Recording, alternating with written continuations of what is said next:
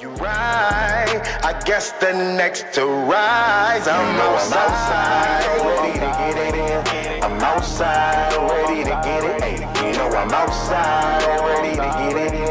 I'm outside, ready to get it. Hey, you know I'm outside, ready to get it in. I'm outside, ready to get it. Hey, you know I'm outside, ready to get it in. I'm outside, ready to get it. Hey, you know I'm outside, ready to get it in. I'm outside, ready to get it. Hey, you know I'm outside, ready to get it in. I'm outside, ready to get it. Hey, you know I'm outside, ready to get it in. I'm outside, ready to get it. Hey, you know I'm outside, ready to get it in. I'm outside, ready to get it. Hey.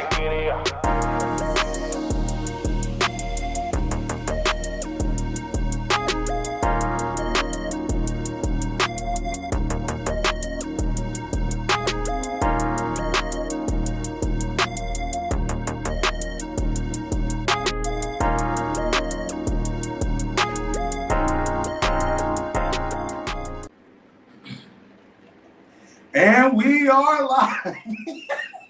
Josiah. Wait, no. Wait. Hello. Hello, people. Josiah, I know you watching, big dog. What's poppin', bro? Josiah Willis here with another Let's Go Right Ahead. Yo. Hey, yo. Hey, y'all, hey, go follow my boy Josiah Willis. Salute to Josiah, bro. That's Josiah Willis on Instagram. On IG. Yeah, I'm go, pretty sure. Go follow him, man. Like, he be doing reactions on, like, anything going on in the world. And on his YouTube be booming, too. Big facts, man. Be booming, too.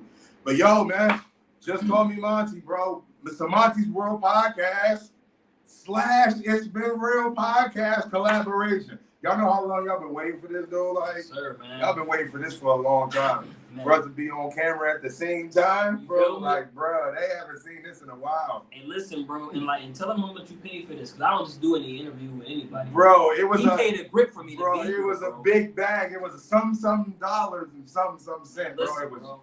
It was different. You can't just pull them. You can't just pull them from outside. It just drive all the way coming down here to, you know what I'm saying, to get busy, bro. But this is crazy. This is something y'all ain't seen y'all never seen this before. You know what I'm saying? Like the It's Been Real Podcast and the Monte's World Podcast. You know what I'm saying? So, hey, yo, what's up, man? What's up with you, though? What's happening, bro? Chillin', man. All jokes aside, he ain't pay me, man. Like, this my brother from, we've been friends for, like, how long? It's been a long time, bro. Like, I'm talking about, it's been a long time. 15 years plus. It gotta be. Has to be, bro. You feel me? It has to be. So, B's, that's a long time. I had to pull up with my bro B's, man. I had to pull up to the Berg real quick, man. Yeah, he get the slide, bro. One of a few that actually came to see my house, bro. But y'all been watching my podcast to actually see what I've been through when I was sleeping in my car to being in here. Let them know what it's about in here. Like, bro. I mean, well, it's decent. It's decent. Yeah, some renovations over there. Yeah, toilet don't work. Yeah, man. Yeah, bed bugs. No, no, man. I gotta stop, bro. If y'all don't know me, bro, like I'm always joking. It's hard for me to turn it off sometimes. But all jokes aside, man, like walking through your house, bro, I'm like, yo, God really blessed you, man. Yeah, he turned up, man. Like, this is nice, bro. He turned up. This is nice. Not even just to mention the house, but like just the stuff that you have in here. See, I'm somewhat of a sneakerhead. Like, just to see this man's shoe collection be almost as good as mine. Come on, bro. Like, it's there. No, it's there. My sneaker game is there, bro. Man, I mean, there. To see this man's closet of clothes be almost as nice as mine. Oh, my God. Man, God been good to you, brother. Oh, my God. My God. This dude, wow, bro. Yeah, man, but I wanted to, this episode is one of the special episodes, and this one is actually going to come out soon. This one is going to come out ASAP, but the other way of me breaking it down is a part of a series that I'm starting in September called Celebrities and Heroes. And a lot of my podcasts, I don't know if y'all be paying attention, I'll be saying when I be listening who my favorite artist is, and I always say his name. I said that in maybe an episode before or whatever. And I was like, yo, it's different when you can actually communicate and fellowship with one of your favorite artists. Like when I speak of my top 3 favorite artists in the world is Ludacris, T-Pain, and Rell Riley. And people be thinking that's a joke. They be thinking that I'll be like, nah, you just clowning because that's your boy. No, the creativity. Breaking news. If like when y'all remember when Drake was coming out with these songs, and then the song would change to the next another beat, like right then and there, and we'd be like, yo, that's crazy. Yeah. This man been doing that for years before Drake even did. Talk. Like, bro, like he's been doing that. Like he rapping and all of a sudden the beat changed. Like, bro, he's been doing that. So that's not nothing like we heard Kendrick do it. Then we heard Drake do it and all that. And we're like, oh man, that's fire. I'm like, bro, he already been doing that. So when I look at it from a celebrity standpoint, I'm like, bro, to be able to, it's not a lot of y'all to be able to sit with your celebrity people. You know what I'm saying? Like I got a chance to go to Ludacris's concert. I got a chance to go to T-Pain's concert. And now I get a chance to sit down with, you know what I'm saying, my top 3, bro. Come on, bro. Life don't get no better, bro. Life don't get no better, though. Real rap, man. So I want to, so this is one of those episodes, celebrities and heroes, and I want to speak on a celebrity standpoint. So we want to talk about who Rell Riley actually is. Like, bro, who is Rell Riley? Born and raised, all of that. Let's start from the beginning. Okay. Well, first of all, let me just give kudos to you, bro. You straight up Shannon Sharp out here with the intro. With the intro, bro. Like, man, I feel humble. I didn't even know. I didn't know I was that special, man. No, man.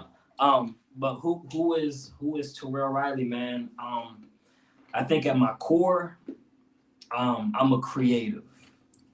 I'm a creative, man. I've always been artistic, but I feel like it kind of took a while for me to like find out where to navigate that creativity and artistic ability, man. So that's why I'm in my core, man. I'm a creative. And then on top of that, or to intermingle with that, man, I'm a man of God, bro. Yeah. I don't know if this is like answering your question when you say who is Rell Riley. Oh no, I'm gonna be asking questions. So whatever you don't tap on, I'm just asking. Okay, you know, I can be like, once upon a time, we'll be here for like 50 minutes. Right? Yeah. You know? But yeah, man, I'm like I said, I'm a creative man. Yeah. I love God. Yeah. And I don't say that I gotta say this. I don't say that in a corny way. Hey man, I'm a man of God. I love God. Right. Like no, I went through life to where I had to find out that at the end of the day, God is all that I have for real. That's it. You know what I'm saying? That's it. Like, so I'm creative and I'm really best friends with God, bro. That's really who I am. That's real. You know, my personality, everything about me stems off of that alone. That's real. Yeah. Born and raised, where? In the Akron, Ohio. What school did you go to? Elementary, middle, high? You really want me to go down that list? Yeah, all that. You went to a lot of schools? That's why we here. We're gonna figure out what's going on. Bro, I had a crazy childhood, man. Like, so seriously. I went to, and if you from Akron, you know these schools. I went to Voris Academy in kindergarten, and then I went to Voris Elementary. Anyway, I went to Voris kindergarten, Leggett Elementary, 1st grade, Krause Elementary, 2nd grade, 3rd grade. Rankin Elementary, 3rd grade. Yeah, I went to 3 schools. In 3rd grade? 3rd grade. Yes. Wow. Yeah, man. Barrett Academy in the 4th grade. Then I went to Miller South in the 5th grade. Okay. Nearly flunked out because it was an advanced school and they taught me at the 7th grade level. Yeah, bro. That man. What? I can elaborate on any. Yeah, right. But I won't because we'll be here forever. Yeah. Miller South 5th grade, I was a performing arts school. 6th grade, I went to Roswell, Kent. Okay. 7th grade, I was at Roswell, Kent, Perkins Middle School, and Reiniger Middle School. Dang. That was the middle school that LeBron James went to. Okay. Yeah. And then 8th grade, I was at Goodrich Middle School. And then all through high school, 9th through 12th, I was at Garfield High School. Wow. Yeah. So you graduated from Garfield. Yeah. Was there ever any like rivalry with Buckto? Who was y'all rivalry school? Man, I ain't gonna lie, bro. Like, I don't even know. I was that. Really? Yeah, bro. Like, you know, sports is always Yeah. the top thing that you know in high school, right? Yeah. I was that dude in the back of the class writing raps, bro. Really? I didn't pay attention to anything that was going on. Wow. Matter of fact, I almost failed. I think I did fail the 9th grade because that was the year that I found out how to write bars. And when I found out how to write bars, bro, I started killing dudes. I'm writing bars like the teacher's teaching the subject. Yeah. I'm in the back writing bars. I'm like, yo, tomorrow at lunch, I'm killing this dude. Really? Like, I took it serious, bro. Dang. So I was, you know how Wayne be like, that he don't know what's going on in the world because he in the studio? Yeah. That's who I was as a kid. I was so into music and writing lyrics. Yeah, bro. So I couldn't tell you who the rivalry was. Really? Yeah, bro. Wow, that's crazy. Now, was that Chubby Rell? No. Chubby Rell. What grade was Chubby Rell? Chubby Rell was, I would say, 5th grade to 7th. Okay, 5th to 7th grade. Okay. Yeah, bro. 5th to 7th grade. Wow, that's crazy, man. Mm-hmm. That's crazy. That's crazy. You know what's funny? Yeah. I gotta speak on this. Yeah, go. I think I mentioned this before. I don't know in a song or somewhere, but it's funny how, I kid you not, bro. This may sound sad, but it's for real. Yeah. When I was in the 7th grade, I went to Perkins. This is the time I was in Perkins. Yeah. If you don't know nothing about Perkins, Perkins is like Bookthul Jr. Oh, wow. Right? Okay. So I'm just getting real. Yeah. You know, in our culture, yeah, we roasting people, that's right? what they do. You know what I'm That's saying? what they do. So I'm chubby. Oh, man. You know, oh, man. we ain't got no money, so I'm dressed high, you know, like somewhat of a bum. I don't know how to, you know. Right. So, and I know how to cut hair, so my hair was all crazy. Dang. I ain't gonna lie. I remember this one time I looked in the mirror, and I looked in the mirror. I was like, you know what?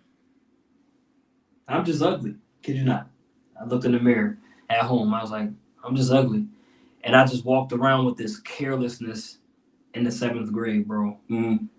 I don't know how this happened. I don't know if God was testing me in this season, but after I said this in the mirror, bro, I started losing weight. Really? I started losing weight. Girls started liking me. It was my first time, like, really, like, getting attention. You know what I'm saying? And I didn't know how to take it, bro. I'm like, this is crazy, bro. You know, so sometimes you just gotta, like, not care what other people think. And you'll be surprised how your life go after that. Real talk. Wow. Big facts, bro. That really happened. Wow, that's crazy. That's crazy. Yeah. Okay, so Army. Mm-hmm. You went right after high school, or did you wait? I was in high school in the Army. Really? Yeah. How'd they do that? They had classes for that? So I didn't know that you could do this. I didn't know that either. Yeah, bro. So look, What? You finding this out for the first time? Yeah. All right, so Never look. knew that. All right, so look. I joined the Army in the 11th grade. Okay. And what they did was you'll sign up at 17 years old, you in 11th grade. Mm-hmm. Excuse me. Over that summer, you'll go to boot camp, right? Okay. Over your summer vacation. Okay. After boot camp, you'll come back to your hometown, Okay. finish your last year of high school. Yeah. Then after that, you go back out and do your 2nd year of training. Okay. Right? And then after that, they assign you to a unit, and now you're serving the military. Really? Yeah, bro. I joined the Army at 17 years old. So you got out at 19? Is there a... Out of the Army? Yeah. No, I got out of the Army when I was like, wait, I was 25, bro. Oh, so you was in there. You met me when I was in, no, wait. Yeah, you met me when I was When you was in the Army? Yes. But as far as like, they didn't move you to a location where you had to stay on base nowhere. You were still in Akron? Or were you or different states? Yeah, so like, excuse me, I was a reservist.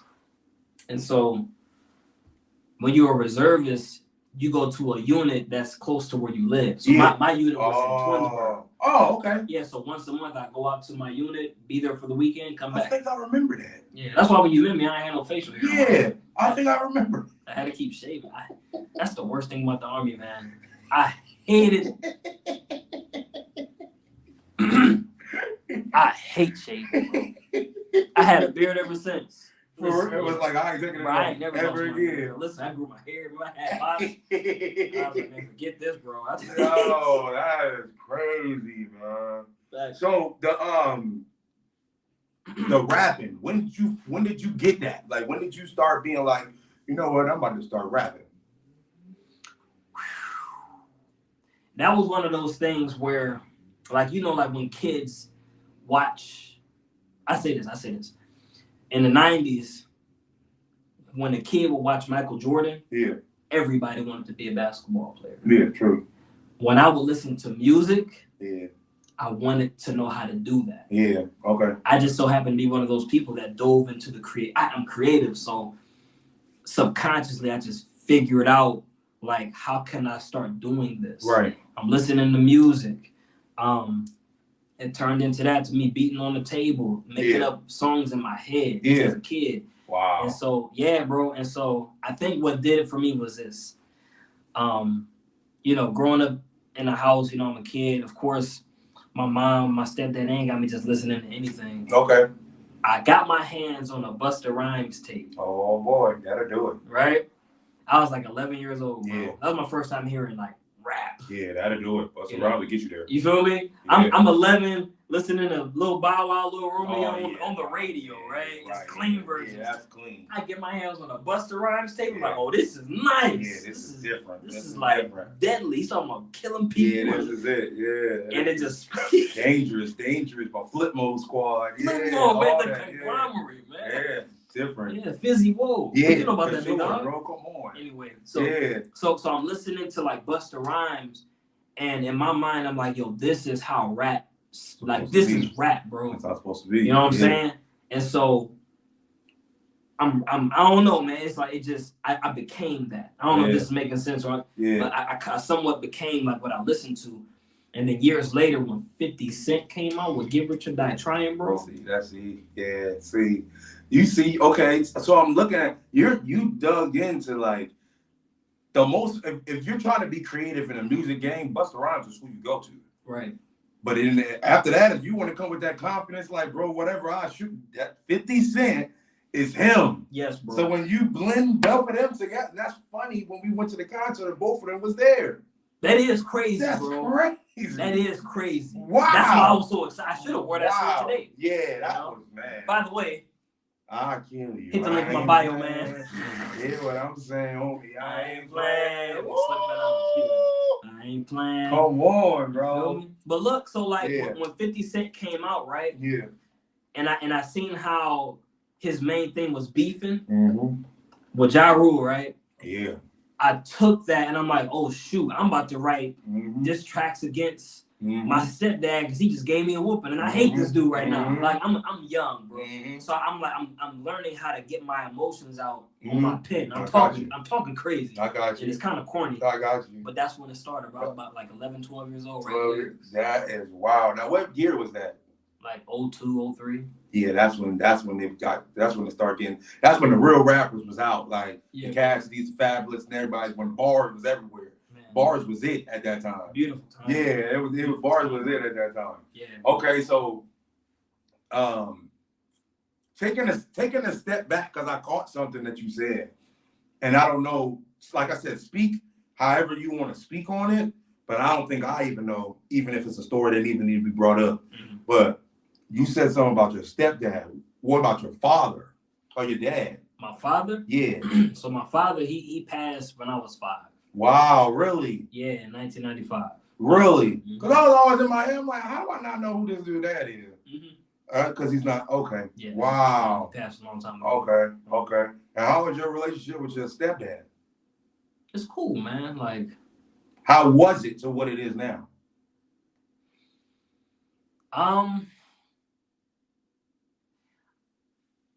It's difficult, man, because like I can't answer that question without like diving into like my entire childhood and my upbringing, man. Like I got you. You know what I'm saying? Like I never had a personal problem with them. I say this, like when you coming up as a boy and you becoming a man, certain things like testosterone starts to like collide, bro. And as I got older, that's what happened. So I can't say like, oh, I hate his guts. I was just becoming a man, and now I'm over here like, man, who you talking to? Yeah, facts. You know what I'm saying? Like, I remember one time, I said, we move on, bro. Right. I remember one time, bro. ironically, right? Yeah, Me yeah. and my mom got into it. Okay. Right, we arguing, yelling at each other. I'm like 13 years old, bro. Yeah. Now I was a big 50 Cent fan, as you can probably tell. Yeah, so. I had a big 50 Cent poster, a real one, in the glass. Yeah. Oh. Had to hang it up with a nail on the wall. Oh yeah, them the You know what I'm saying? I had the real 50 Cent Yeah, poster. I got you. Bro. Yeah, I got you. I forgot what me and my mom was arguing about. She took my 50 Cent poster off the wall, threw it down the stairs, and it broke, bro. Mm-mm. I was hot. I don't know what I said to my mom. Listen, bro. My mom was talking crazy. Wow. And I'm just angry. Yeah. And I'm talking back like, man, leave me alone. My stepdad come and said, don't you talk to my wife like that, bro. And all I remembered, I just blacked out and was like, wow. Are you serious? Bro, I was like, I don't even know what happened, bro. We was just tussling, bro. Really? Yeah. How old was you? 13? I was like 13. Yo, man. Yeah, bro. Dang, I was somewhat of a hothead, man. Bro, like, listen, bro. We all had them demons in us back when we were kids, bro. My mom told this story. I won't figure it out till September when it comes out. But she was like, "Yeah, I remember that one time when you grabbed me and your sister and just body slammed us on the bed." What? I said, domestic violence. What? And I was like, "Yeah, we was in the bathroom. They was talking. They was doing something." Desiree said something. My mom was in agreement with her or something like that, and I was upset. And I was like, "Ah!" I picked them both up. Boom! Right when I did it, and it's crazy because that's how the enemy works. Because as soon as it happened. As soon as I dropped them, whatever enemy or whatever was in me was gone. And I was that conscious person. And I'm sitting there like, what did I just do? What I just do, bro? Yeah. What I just do? Like, what? My mom called the pastor. She called my cousin. She called everybody. Everybody pulled up to the crib. They're supposed to give me a whooping. My cousin took me to the park. Yeah. My cousin took me to the park. We had a dope conversation. Me and my cousin had a dope conversation. Salute to him. And he was just like, yo, what's up with you, man? Or whatever. And he just let me vent and whatever. And then he took me back to the crib. There was no whooping or nothing like that. But he was like, bro, next time she called me, this conversation is going to be a little different. That never happened ever again. Definitely always had arguments with my mom, though. It was crazy. I remember we was in Wisconsin. And I was cussing at her and everything. F you and your God. You always I was wilding, bro. Really? Yes. Then after that, moms knew what was up. She was like, well, you can get out, this, and this. 5-10 minutes later, I come in the house, she hold me, we crying for hours. Cause she just like, bro, like that's my right hand. Like that's everything. So when the enemy try to split us apart, it go crazy. So now he can never do that stuff now. But back then he was trying his hardest to be, if I separate him from his mom, it's dead. Like I got him. Yeah. And he had me at that one point. He had me because I don't even know why I was pissed off, but I was tight. And I don't know what she did or whatever, but I was really going against the religion. I was blaming on all the bombing, just boom, boom, boom with cuss words and all of that. And then be laughing at it too. So that's when you know it's an enemy thing. But then it was wild, bro. It was wild. Yeah, we've been super duper glue ever since. It was like, yo. I know that like wow. You got me here. Yeah. But like, I want to ask you, man. Like, oh yeah, we can do the back and forth. All right, cool. So like, where do you think that anger stemmed from? Because that sound like that just don't happen. It you don't. Know what I'm saying? Like, yeah, it don't. Where that come and from? I was in Wisconsin. I was staying at her apartment.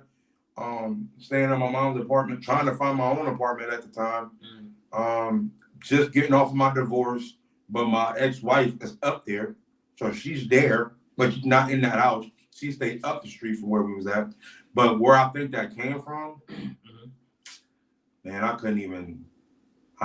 Frustration of something. I don't know what the frustration was, but it was the frustration of something because it wasn't like my mom wasn't helping me out. It wasn't like she wasn't helping me with applications to try to help me find jobs and stuff like that. It wasn't like she was talking down on me because I was at home. She wasn't doing any of that nature. But it was, I think it was, I don't know. I don't know. Maybe, I don't know, man. I can't say. Maybe trying to force me to go to the church where they was going. Maybe. Because she wanted me to be in the position or something that she see. Like, oh, well, no, you're supposed to be the minister of music and stuff. And I'm just keep hearing that all the time when I'm trying to do something else. Maybe that could have been it. You know what I'm saying? It could have been something like that. I don't know. But I had this studio set up in her living room. I'm rapping, doing Christian rap and all that stuff in the living room. Everything was that. So I really don't know where it came from. I'm up there writing praise and worship songs up there, doing all that stuff. So I don't know where it came from, bro. To be honest, I don't know where that came from. Interesting. That was wild. It was a wild moment. Gotcha. But yeah, it was a wild. It lasted for about like an hour. Really? It lasted for an hour. Did this happen often? No. Okay, gotcha. Okay. That's what I'm saying. Like after that was it. Like it wasn't no more, none of that. Like it wasn't no more, wasn't no more headbutting. It was just like, Mom, I'm sorry. Boom, boom, boom. And it was just a long, and this was before my mom got remarried, because her husband, rest in peace to Bruce, her husband, he passed from pancreas cancer. And then that's before she moved to Wisconsin. And then when she moved to Wisconsin, I moved up there to make sure she was good. Then she got married. So that's what gave me the freedom to be able to slide down to Pittsburgh. I had options to go other places, and I chose Pittsburgh. For a female, I'm telling y'all now, don't do that, bro. Don't move to states for females, bro. Facts, Please bro. don't. Don't move nowhere unless God leads you to go. Please, yeah, for real. But I landed here. And my life, I've been through ups and downs, but Pittsburgh treated me well, bro. Financially and everything. I've never been this financially stable ever in my life till I came out here to Pittsburgh and got linked up to Uber and things like that. So yeah, Pittsburgh hooked me up, man. Pittsburgh definitely hooked me up. That's facts, bro. I mean, I'm gonna say this and then we can move forward, man. Like even driving here today, man, like I don't know. People say like it's like you feel something when you go to different places, bro. Yeah. Like when I pulled up in the Pittsburgh and I hit that bridge, it was like I was in a whole new universe, bro. I'm telling you, like, it really is. It just feels like you can really do stuff out here. No shade to where I'm from, but yeah. You go to Ohio, man. I'm gonna say. I'm gonna say this and then I'm gonna say this and I'm gonna get up out of here. But y'all know this is real. Anybody who leaves to go on vacation or whatever, the air is different, the water is different, everything is different. Yeah. But when you drive back to Ohio, it's like that Lion King moment with Scar and the dark clouds, bro. It's like it's a cloud over our state, man. It's a cloud over our state, bro. Yes, bro. When you drive in Ohio, it's just like, man, bro, like the air changed, the water changed, everything just changes, and you just. But when you leave to go anywhere else, like you said, like you just Pittsburgh, that's 2 hours away. As soon as you see the Pittsburgh sign, all of a sudden it just seems a little brighter. It seems like it's a light at the end of the tunnel. It's a whole new world. Yeah. Facts, bro. It's wild, man. There's something about Ohio, but that's home though. Mm-hmm. We gotta do for that state, because that's home. But man, I'm telling you what, man. Facts, bro. It's definitely like that scene in Lion King when Scar got all the bones out there. And all the women lions out there, he just laying up top being the king, and there's dark clouds everywhere. I'm like, man, this is Ohio for you for real. That's facts, bro. That's why, like, even with me being in Ohio, bro, like I'm not even, I am not trying to stay. Can't do it. I'm gonna be here as long as God want me to be here, and that's the story in and of itself, bro. Because I was in Houston for 5 years, but bro, as soon as that's out. As soon as bro, you ain't even gotta finish the prophecy. Yeah, that's it. Let somebody lay hands on me and say, "I see you leave." Oh man, I was already back. My bag's in the car right now, bro. Had to hold you hard in the back. I've been looked up, bro. I was just waiting for somebody to say that. I'm out of here, man. Out of here. Yeah, okay. All right, well, we're gonna move on. Okay, so when did the Christian rap bug hit? Because since you was rapping, you had a lot. Did you have a lot of mixtapes or just one mixtape secular? I had the one mixtape. That my first mixtape. And that was it. And then after that, it's been Christian or gospel or whatever they called it at that time. Right. It's ever since, because now we do stuff totally different. But that bug, when that bug hit?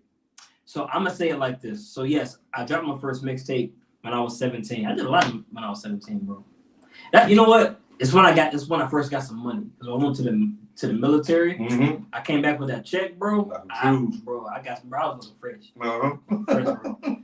And then I started going to the studio, bro. Okay. So I put all them lyrics. You put all that money into studio sessions. Bro. I put that money in you studio said that sessions. too. Yeah. Yeah, bro. And my mixtape was going, bro. Yeah. At my school. Yeah. You know what I'm saying? Like, really? I ain't gonna say I was like, people just knew I was that dude. Yeah. I was rapping. But anyway, so I was rapping, bro, and then I met this dude at my church named Steve. You know Crown. Of course. Crown. Of course, I know. And so what happened was this. This is what I remember. Mm-hmm. We had a church play, it was an Easter play, bro. Okay. Easter performance, something, bro. And they needed the youth to do something, and Steve was going to get up and rap. Yeah. And, you know what I'm saying? And so they found out that I rap, and and they're like, "Hey, man, you want to do this Easter play?" I'm like, "All right, what's up?" And it was kind of like, well, you can't rap how you usually rap. You gotta, you know what I'm saying? You rap about God, bro. And so when I did that, bro, I kid you not. I kid you not, bro. I did it in a suit and everything. No. This was like MC Hammer, bro. Bro, this was like church to the max, right? So I'm up there. I'm rapping my Easter verse, bro.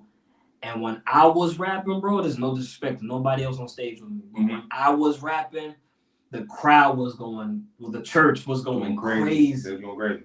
You know what I mean? Yeah. And it's like, that people like this. Yeah. And so like working with Steve, like I started going down that avenue because they're telling me, this is how you're supposed to rap. Yeah. The other stuff is secular. The other stuff is not of God. Yeah. So I'm starting. Okay, so if this is how I'm supposed to rap, all right, let's get it going. Yeah. And then me and Steve got into a group. We called ourselves the Church Boys. Yeah. And I just kind of ran with that, bro, because I'm thinking like, this is how I'm supposed to rap. I gotta rap about God. I gotta rap about killing demons. I gotta rap about, I'm being for real, bro. Like we're young, right? Yes, like I'm 17, 18 years old. We're young. And Steve was younger than me. Yeah. He was like 15 at the time. He was under my wing. You know what I'm saying? Yeah. So like I'm thinking that this is how you rap, bro. Yeah, bro. And you know what really did it for me, bro? What? Man, I remember when we went through this phase in hip hop where Jay-Z was the devil. Oh, remember them days? Yeah. Jay-Z, the Illuminati. Yeah, that was it, bro. That's the only thing he was talking about. Facts. Yeah, we can't listen to that no more. That's Illuminati. Yeah, bro. Like, listen, when that wave hit, it was like East Coast versus West Coast. I'm gonna pick a side, bro. That's what it was. So I'm like, I'm riding for God, bro. Yeah, that's it. Hey, and I'm gonna put you out there too. Finland, he was on that too, bro. Hey, listen, me and Finland, like this is before Finland the Great, bro.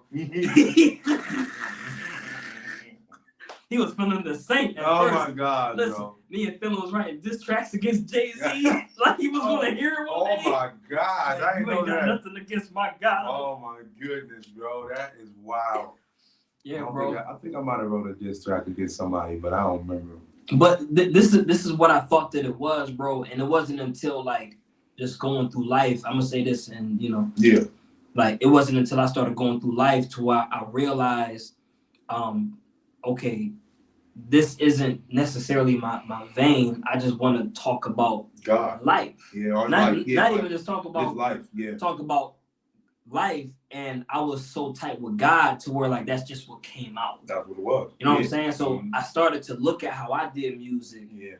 And then look at Christian rap. Yeah. And started to realize this is not the same. Right. Ain't nothing against CHH. Yeah. But they're actually preaching on the beat. And I'm not doing that. I'm talking about what I'm going through. I'm talking about what I see. Yeah. You know what I'm saying? So I hopefully that answered that. Was a perfect. Yeah, that was definitely a great answer. What else concerning that? Like man, cause when was your first mixtape Christian? Was the Church Boys album before that? Because you branched off on that and started doing your own. What was the first tape that you did on your own? What was it called? I forget. I remember this, bro. It never came out like online. Okay. Because this is back in the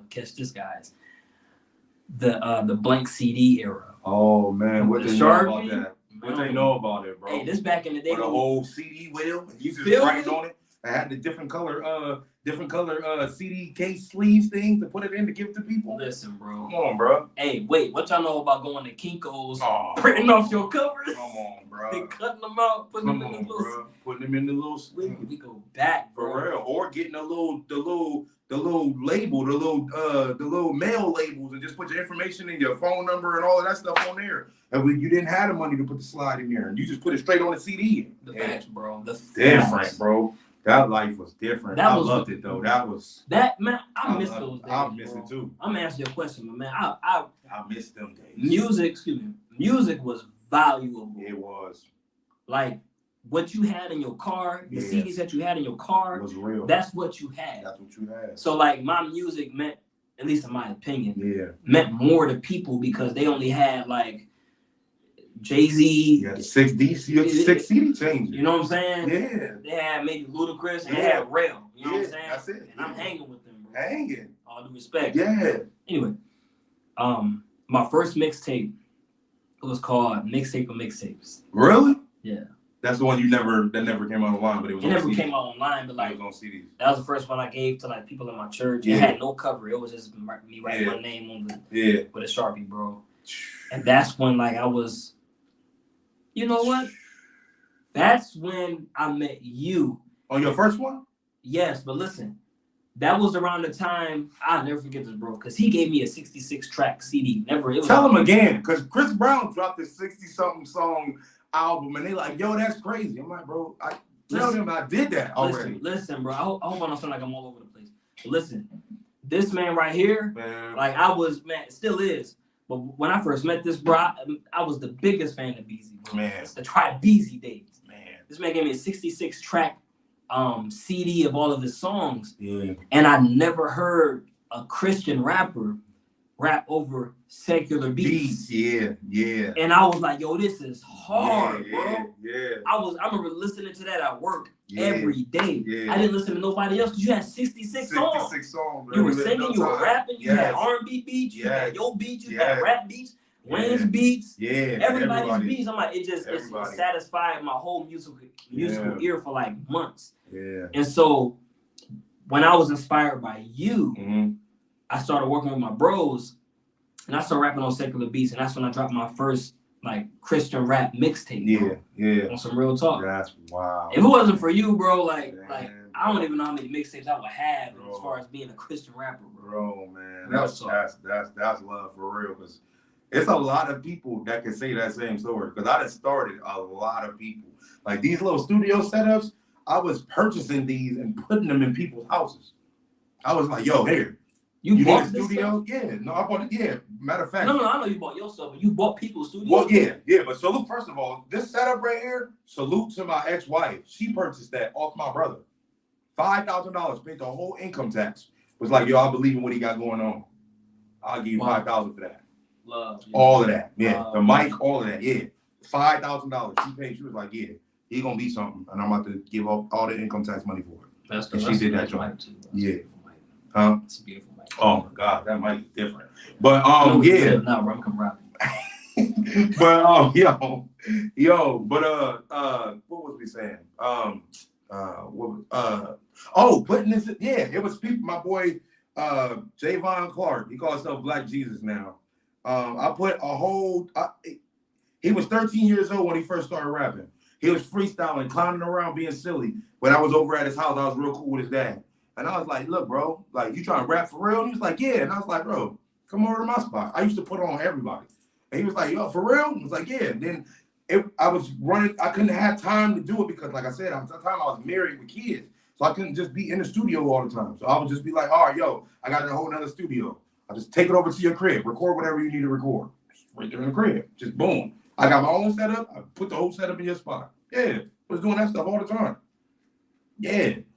Dang, what? Where were you at in my life, man? I was looking out, bro. I was getting out the mud, bro. I was looking out for homies for real, man. You know what I'm saying? We had a lot of stuff going on. That was my GCR days. Yeah, that was. Gosh, that was love, bro. That's beautiful. That was. I remember when y'all know Art Beat Unstoppable. I remember when I recorded his whole album in one day. I went over to his crib, took the whole setup over to his crib. I think we recorded it in his bedroom or something where we was at all day, top to bottom. The whole album, we banged it out the whole day. And then I drove back. And he stayed in Akron, so I drove to Akron to go record it and then drove back. I remember because I got a speeding ticket that night when I got home. I was flying because I was so tired. I'm like, bro, I'm tired, man. Yeah. The cop pulled me up at the last minute, like 5 minutes away from my house. Saudi, man. 5 minutes away from your house? And, whoop, whoop. That's not like 2 in the morning. I was tight. I'm like, Yeah, bro. He was like, yeah, you flying. I'm like, yeah, man, I'm trying to get home, man. The cop wasn't trying to hear nothing I'm saying. He was like, man, here go your ticket. He said, I'm tired too, Yeah, bro. He wasn't trying to hear none of that. Man. Slow it down. Good night. Yeah, he wasn't trying to hear none of that. So, and this was back when we was using what, Cool Edit? Remember that program? Cool Edit is like it's like an Adobe 1.5, Adobe Edition 1.5, and Adobe Edition 2.0. This is when we was using that. But see how I was ahead of the game. The reason why my quality sounds so crazy is because y'all remember BearShare and LimeWire and all of that stuff. We used to download songs and all that stuff. I used to download plugins. So I ended up downloading this bridge plugin that would allow you to use Pro Tool plugins in the program that I was using. So it sounded like I was in Pro Tools the whole time, and I never was. Really? Yes. Sounded like whole time. Everybody always be like, yo, your quality is crazy. I don't want to record nowhere else. Your quality. It was because I had that bridge joint that actually got me all the wave bundles, all the Pro Tool plugins, all that stuff into the Cool Edit program. That was 20 times less and weaker than Pro Tools would ever be. But I was capable of bringing Pro Tools to that program. Maybe I didn't hear this version of your music. Yeah. Was this the Cap 10 Days? This was Kingdom Swagonomics. Bro, listen, the mixtape that you gave me. Yeah, that was that. All of that. Bro, where were you? Yeah, that was all because that. Man, no, I'm just keep it real, bro. Me and Steve. Yeah. I don't know why I plugged Steve, because like I said, Steve was under GCR. He was one of my first artists that I signed. Man, me and Steve, we recorded it on the phone. Where did I record that though? At his house. Really? But at the time it was cool because we got a studio. We got a studio. Did I have a church mic? Did y'all have a church mic? I remember them setups. I don't remember his setup. It wasn't, I'll be honest, bro. It wasn't a church mic, but I remember like at first, we upgraded after a while. At first, we had like a cheap, like you can just tell it was one of them like cheap, $20. Yeah, bro. little Bluetooth podcast mic thing, like whatever. Yeah, bro. No interface. No cap. Plug it right into the USB, no cap, bro. No cap. Bro, them days was crazy, bro. And my quality will always surpass everything. And everybody be like, bro, I even had people who did singing projects, praise and worship joints. And shout out to my boy Demetrius Rodriguez. He had a all worship CD and stuff like that. He had come to record it with me. And I was the first person to actually get on his Christian artist wave with a rapper behind it. You know what I'm saying? So it was almost like he had a song that was called Gotta Be Ready, but it was almost like a worship song, but I was rapping on it. And they was like, yo, there was only one person that could pull that off. That's Beezy. Who made that beat? How did he foot? That's Beezy. And now they just like, yo, he does something that they like anybody in the city of Canton that was doing music at that time, they would be like, yo, your album isn't complete unless you had a Beezy beat. Period. If you didn't have a Beezy beat, your album was not complete. It didn't matter if you were secular or not. You had to come and find me. I was making moves back then, man. It was crazy. And you're not just hollering, bro. I was making moves back then. They know, like, Pittsburgh don't know like that because I ain't been outside like that. So they about to get introduced and they about to get flooded. So they about to be like, oh, this is what he was saying? Right. They about to get it. They about to get to know me. Right. But Ohio, they already know what's up. That's when I was rapping for John B. Key and Mary opening up for Ty Tribbett and doing all that stuff, bro. Come on, bro. Like, yeah, bro. I was him. I was him for a season. Himothy. I was Himothy, bro. I was Himothy. Himothy. That Hemjamin Franklin is on the way. yeah. That Hemjamin Franklin mixtape is on the way, bro. Hemjamin Franklin is on the way, bro. It's on the way. It's in the works as we speak. But yeah, man. So that's when that happened. So we met on your early Christian rap days then. You wasn't even all the way like. It was all a transition, bro. Like I never like. All right, I'm a Christian rapper. Yeah, right. It never happened, bro. Like if you, I don't know if you can ever have access to this, but like if you ever listen to me and Steve's first Church Boys album, like bro, I'm rapping like I'm battling somebody. I've been rapping all my life. Cause I only know how to rap. I did the one Easter rap, and all of a sudden, I'm supposed to be this Christian rap. It ain't work like that, bro. Yeah. You know, it happened over time, man. As I got closer to God. Yeah. Okay, so let me step back real quick. When did you accept Christ as your savior? When did you get saved? Do you know? I don't know. I don't know mine. That's a wonderful question, man. Yeah. I remember I remember the first day I got the Holy Ghost. Okay. I remember I was at me and Steve's church at the time. Mm-hmm. And, you know, I was one of those young kids looking at everybody at the altar, Like, laughing yeah, because of like, of course. you know what I'm saying? Like, Of course. Where we all, yeah. I'm like, Where we all, yeah, where we bro. all. And I forget like what changed my heart, but something was like, I don't know, man. Like I wanna just give my life to God. I was 17. Oh, wow. 17 is I'm sitting here talking to you, bro. 17 was a very pivotal year for me, man. Sounds like an album. Yeah, 17. Anyway. 17. For real. But I remember like just going up to the altar, man, and I kid you not, bro.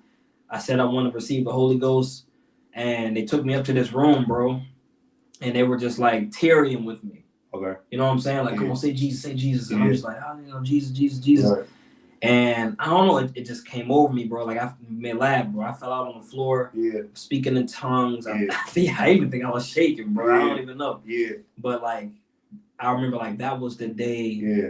I feel like that was the day. Yeah. That was the day. Yeah.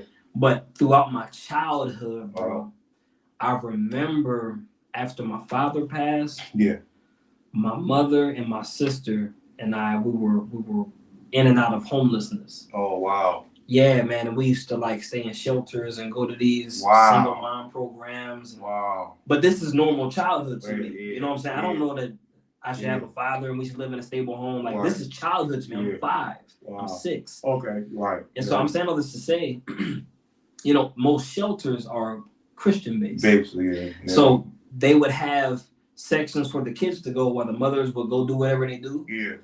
And they used to play VeggieTales. That used to be my joint. That used to be my thing. Bro. First it clicked. Yeah. Yeah.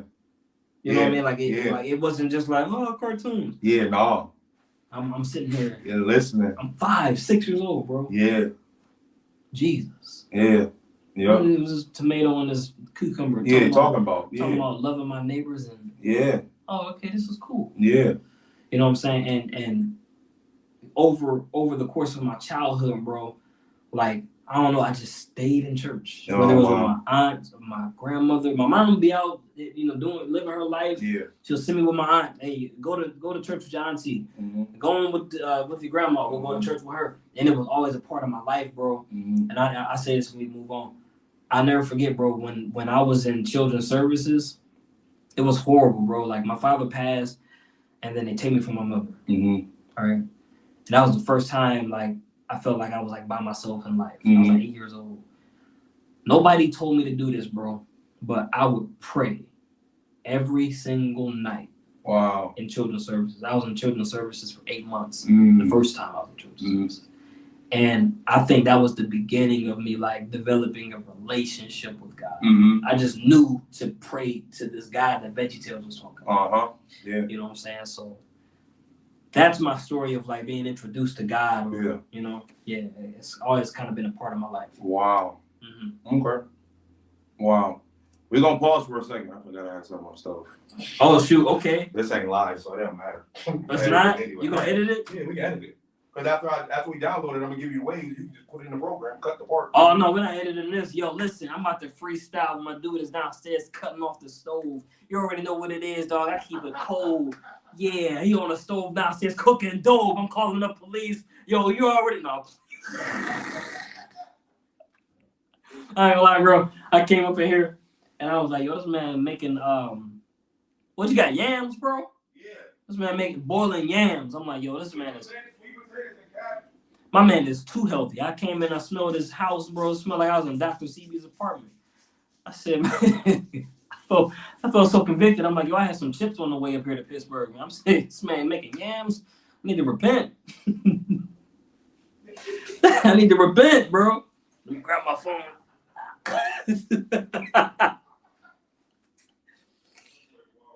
Yo. Ooh.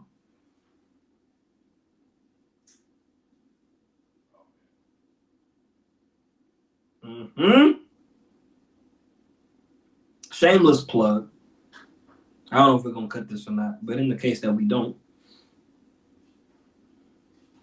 Pete, let me get y'all hip to this, man. Your boy just dropped a mixtape for free, for no reason, on Instagram and on YouTube. Peep this right here. It's called Maybe It's Just Me. There it is. Maybe It's Just Me. Go listen to that, man. It's on my Instagram. It's on my YouTube page at Rell Riley. You feel me? I'm just having fun. I'm rapping. If you like real rap, versatility, you know. If you want to get a break from listening to Just Call Me Monte, I mean, hey, yo, wow, that's crazy. Go listen to my music. Hey, yo, that's wild. Yo, but let me think. What else? All right, what I say? Cause I want to, like I said, I want to dive in. Definitely, we're gonna have a lot more conversations because now you closer, so we can, you know what I'm saying. So I'm definitely trying to tap in. So we spoke on the music. Okay, the barber life. Where'd that come from? Like, when did you start cutting hair or felt the need to, you know what, I want to be a barber? Where'd that come from? Okay, so I started cutting hair when I was 14. Okay. And I started cutting hair just because, like I said, I'm creative and I'm artistic. Yeah. I just like how nice haircuts look. Mm-hmm. So I was just cutting my own hair, cutting my brother's. I just like to do it because Right. it was art, you know. And over time, I just kind of developed the craft to where, like, I went from cutting my little brother to now I'm cutting my uncles. Yeah. You know what I'm saying? Yeah. Like, and I'm 14, 15 years old, and I just kind of became that family barber or the friend who know how to cut hair. Yeah. So I kind of just kept that going over the years into my adulthood. And it wasn't until me and my ex right now, we moved to Houston. Okay. About 5 6 years ago. And she was able to transfer her job when we moved. Right. But I wasn't able to transfer mine. Mm. And so I'm thinking, like, what can I do to where I can keep the money coming in? Right. Okay. Oh, I'm really good at cutting hair. Right. I go to barber school in Houston. And so I went to barber school in Houston, and I thrived, man. I was nice. Yeah. You know what I'm saying? Like, even certain people, if you from Houston, you know, people in Houston call me the best barber in Houston. That's wild, I ain't even man. from Houston. That's crazy. You know what I mean? And yeah, so that's kind of how I got started. Crazy, man. Mm-hmm. How long was barber school? That 9 months? For me, it was like a solid year. A year? Yeah. Clientele went crazy, just went out the roof. You were cutting athletes. Yeah, I was. Really? Because I was cutting my bro Antonio Cromartie. Shout out to you, bro. If you watch Yeah, this. shout out to him. Big Yeah. fan. Yeah. And I think he just became a coach for the Jets. Yeah. You know what this? Yeah, I'm here. Yeah, bro. Yeah, I'm Shout out, man. Congratulations, bro. Big dog. I remember cutting his hair. But Yeah. anyway, I was cutting his hair and his son's. And when I moved to Austin, I was cutting a couple athletes as well and a couple models. I can't remember their names though. Okay. But yeah, bro. Yeah, so I lived in Houston for give or take 5 years, and then I lived in Austin for a year. But anyway, to answer your question, when did I do the barber life? So when I moved to Austin, right? This is what brought me back to Houston. When I moved to Austin, Mm-hmm. I had a friend that was opening up a salon. Yeah. Right? And I don't know how to like explain this story without like just telling you what happened. Right. But I remember, long story short, I was like, yo, instead of me working in Austin for this shop that I'll never own, I'd rather go help my friend open up her salon and work with her. Because I'm like, yo, first of all, this is my dog, right? Like, I'm cool with her. Yeah. And I'm like, this is my dog, you know what I'm saying? She opened up her own thing. Like, of course, I'm gonna go down there and help her. I already got a clientele. I know that I'm gonna be good. Yeah. And so, long story short, you know, I'm trying to work with her. We end up falling out. Not gonna get into the details. We ended up falling out, bro. Mm-hmm. But I already gave up my position in Austin. Yeah, so you had no. Gave up where I was living, bro. Yeah. So I'm like borderline panicking. Yeah. What am I gonna do back in Houston with nowhere to work? Yeah. You know what I'm saying? And so I called one of my bros, Yeah. Randall. If you listening, shout out to you, bro. I call him my bro, Randall, and he like, yo, what's up, bro? I'm like, man, me and such, we just fell out, bro. I gotta find a shop. I gotta find a place to cut hair. He made some calls. He, found me somebody, bro, and then I opened up my own shop in Houston. That was cool. Yeah. Hey, Rell cut. I remember I was there. Yeah, I was there. I got to see it. Yeah, I didn't get to go to the grand opening, but I got to see it. Yeah, It bro. was dope. It was dope. Yeah, man. Thank you, bro. That All of that. I'm be honest, bro. People, it's funny because people would say, "Congratulations, man. This is always what you wanted." I didn't. Yeah, no. I actually did not. I had no choice. Yeah, bro. Like I really, I thought fast. What I'm gonna call it, a Rell cut. Yeah. You know what I'm saying? Like I was thinking fast, Which bro. was creative. Which Bro. was creative. I'm creative, bro. Which was creative. I'm creative. I was Listen, tough. bro. I took my rent money. It was either my rent money or my car payment money and invested into chairs and it was. Bro, if you can see me, bro, I got gray hair on my beard and on my hair, bro. That was a stressful period, bro. That's where it came from. But God came through, didn't he? That's where it came from. That's wow. Okay, so with the bar brand, I know we have this conversation all the time about as far as you taking barber to the next level and things like that, or other things that you're trying to work on because of the season that you're in. If you do decide to get back into the barber game, how would you run it? Just like how you said it, I would run it. You would run it? Yeah. So it would be like a building and having like employees there playing what's it called, booth rent and stuff like that. Would you ever be in the shop? I would, but it wouldn't be every day. Okay. Something that I learned in Houston, take off my jacket. Something that I learned in Houston, bro. Let me tell you this. Catch this. It's a nugget. Denver. There is a difference between being an entrepreneur and working for yourself. Say it again for the ones in the back. Hey, guys in the back. There is a difference between being an entrepreneur and working for yourself. I learned the hard way that I was so talented with what I did. It was hard for me to grow myself. Wow. That's deep. And when I say it was hard for me to grow myself, some people are built to just like grind, bro. Go off for 2 hours of sleep. Yeah. I'm cutting hair. I'm filing taxes. I'm looking for bills. I'm not built like that, bro. Right. All of my energy is going into cutting your hair, dealing with people who are complaining, dealing with people who are running late, dealing with people who are no call, no shows. At the end of the day, I'm tired. Yeah, that's true. I don't want to look for a building. I don't want to do my taxes. I don't even want to do my books. I want to go home and go to sleep. I feel you on that. And on top of that, like just keeping it real, I transitioned into living the single life during that time, and I'm trying to balance working and building a new life. So I'm trying to go out and go with my homies. Come on, Rell, you gotta come on out. And so I had too much going on, bro. Wow. It was hard for me to grow myself and build myself.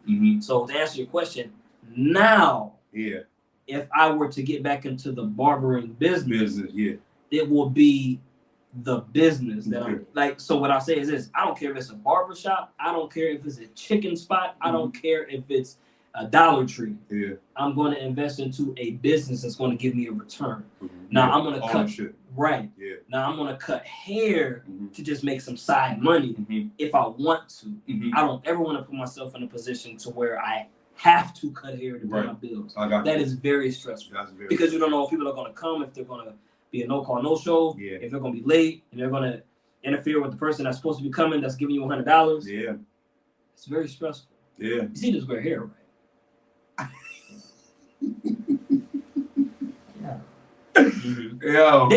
Wait. Let me vent. Go ahead. You dealing with different personalities. Go. Man, listen, bro. I'm gonna keep it real, bro. Let me cook. Go ahead, cook. Cook, bro. I get it.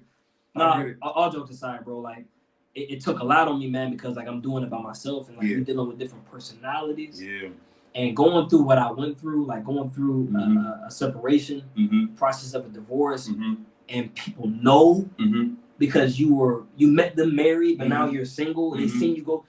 Rell, what you need to do is this. No, what you need to do is this. What you need to do is this. Men are this. Men are this. Women are this. Women are that. And you're hurt and you're trying to process, how should I move? it was so stressful to me. People don't know this because I'm very professional. I'm smiling. Yeah, okay, bro. Yeah. But I'm stressed and I'm torn, right? And so, like, for me, it was just too much to just continuously hear talk all day. Yeah. People talking. Yeah.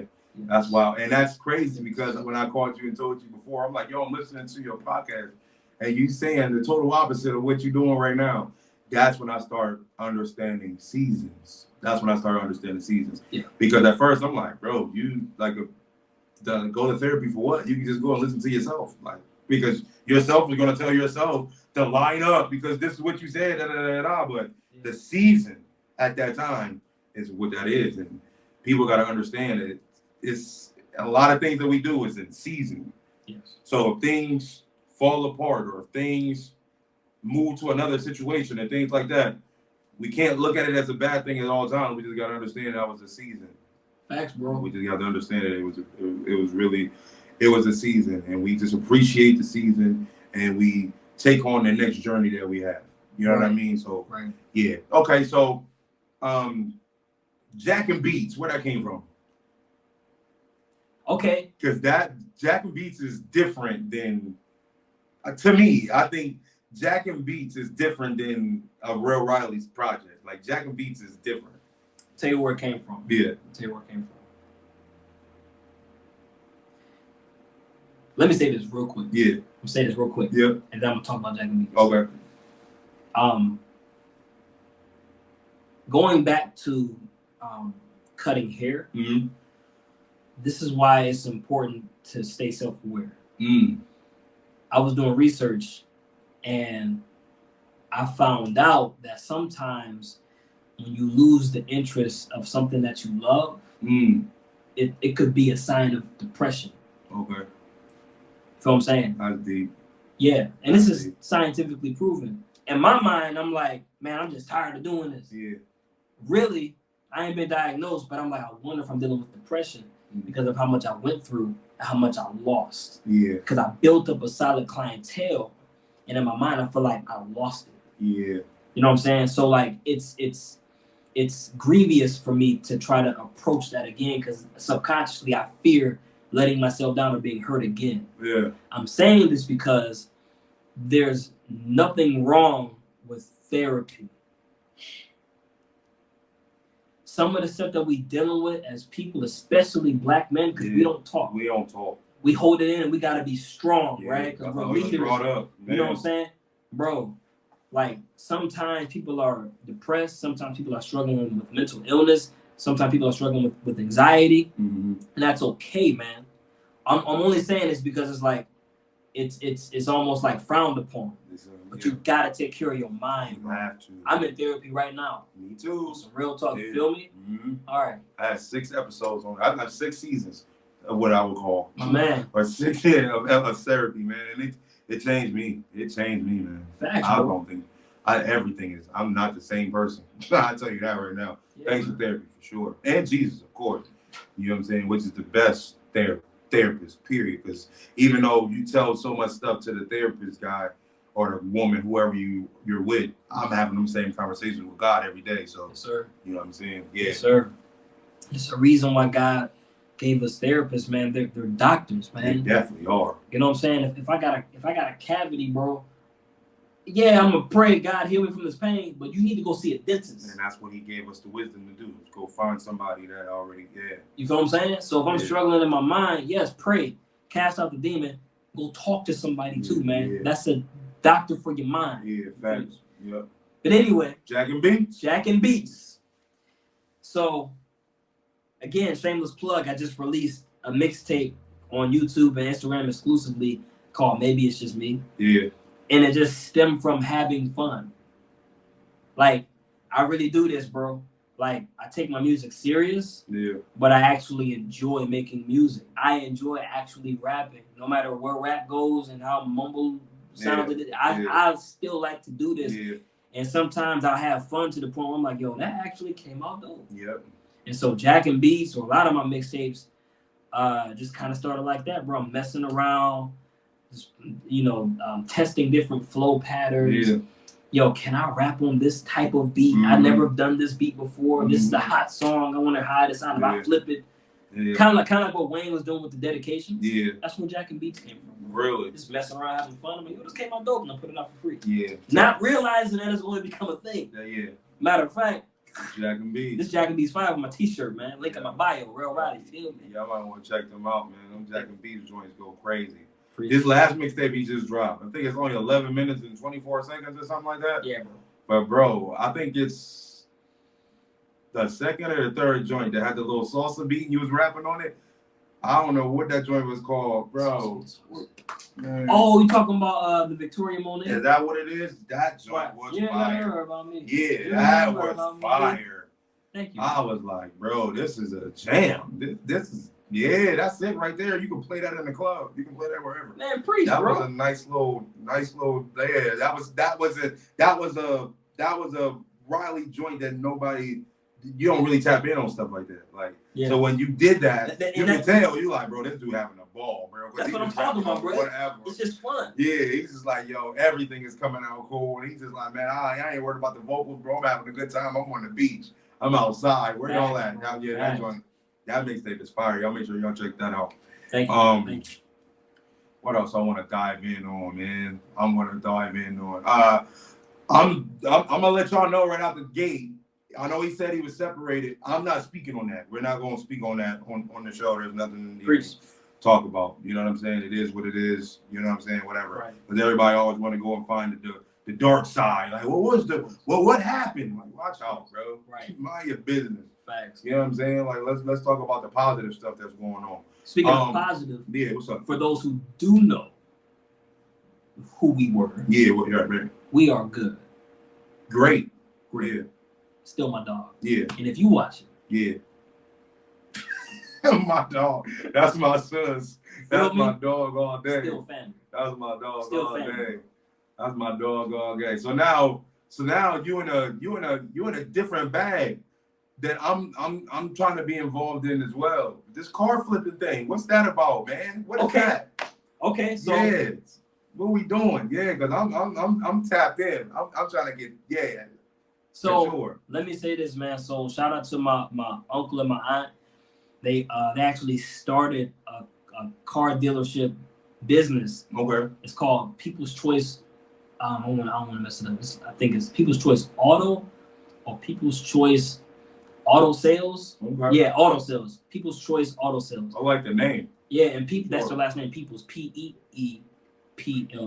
Like the movie? Ain't there a People's movie out? Man, go ahead, keep talking. I think there is a movie with the last name is the People's. Well, maybe I don't know. That's wild, man. Anyways, maybe it's a movie by my family. Anyway, could be. but no. So like they opened up or they started a business, and so like when I came back to Ohio, I was just hanging around my uncle, and he's getting me hip to the business. Mm-hmm. And so, long story short, bro, this ties into what I said earlier about entrepreneurship. I don't care if I open up a barber shop or if I open up a Church's Chicken. You know what I'm saying? It's about. No, it's not them. It's not them. But it spelled like that, though? It's spelled like that. Okay, yeah, that's what I thought. That's what I thought. I'm like, brother, that's crazy. This movie's hilarious, too. Really? You gotta watch it, yeah. You gotta watch it. You gotta watch it with your uncle and your aunt. Yo, that's funny, like, man. Yo, yeah, the movie's hilarious, bro. David Allen Greer is in it. They go crazy. That movie's funny. That dude is hilarious. Oh my God, what? Yeah. But anyway, so it ties into what I said before, man. Entrepreneurship. Mm-hmm. I don't care if I open up a barbershop or if I open up a library. Yeah. You know what I'm saying? Mm-hmm. Like, I don't know if you're proud of a library. But anyway, like, so I just seen it as a smart way to do good business. Mm-hmm. So I read this book called, and a lot of people know about this, Rich Dad, Poor Dad. Yeah, a lot of people know about that movie. Yeah, by Robert Kiyosaki. Now, I'm an audiobook person, so I listen to things over and over again. Mm-hmm. Something that he talks about, he got a whole chapter about this. It's called Mind Your Own Business. What he means is this.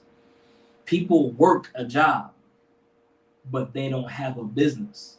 Right? So I could work a job, but right now I teach at a Catholic school, right? Mm-hmm. Right. That's my job, but that's not my business. Gotcha. So I can work a job, but how are you investing in your own money? Okay. How are you investing in your own capital? Yeah.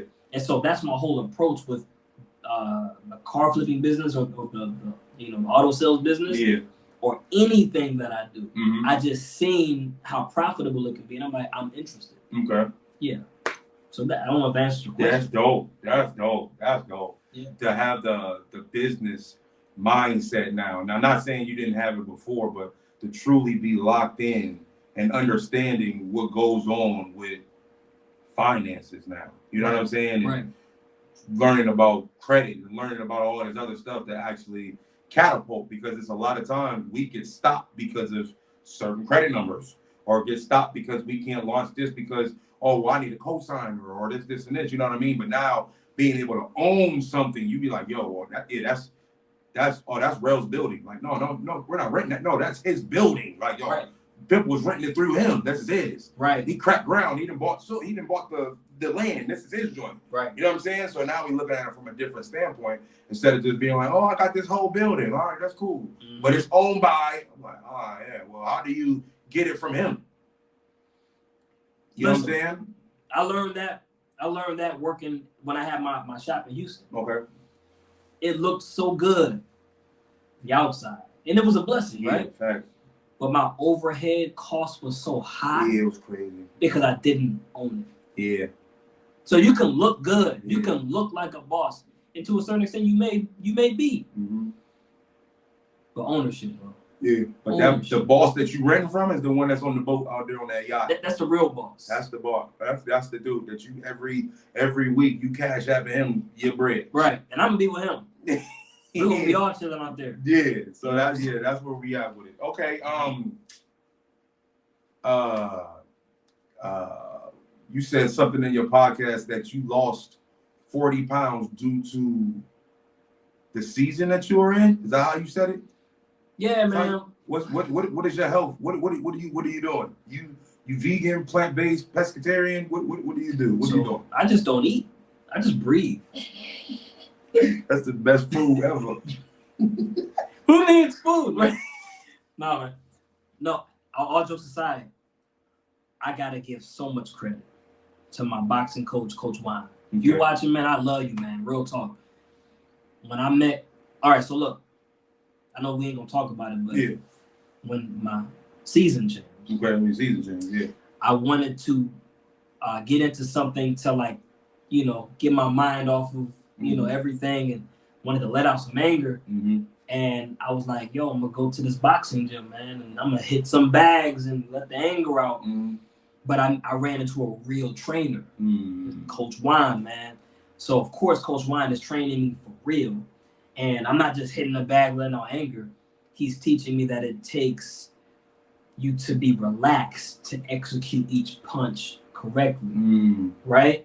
And you doing it over and over, so you getting that cardio in, right? Right, yeah. And after we're training, he's teaching me about fasting.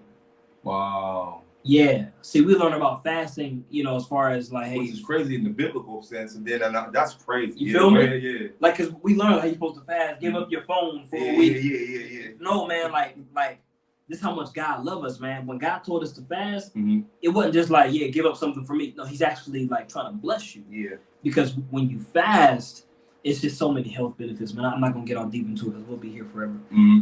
But it's so many health benefits to just learning how to fast and to build your discipline.